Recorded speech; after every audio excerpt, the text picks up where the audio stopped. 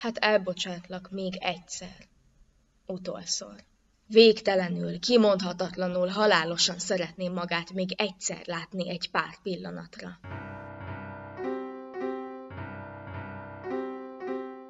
Sikolt a zene, boldog, forró, ifjú pára.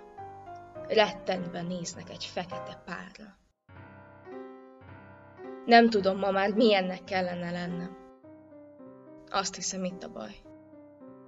Mondani valóm nincs semmi. Csak egyszerűen látni óhajtanám 1-2 percig, és menni tovább újból. Talán nyugodtabban mennék.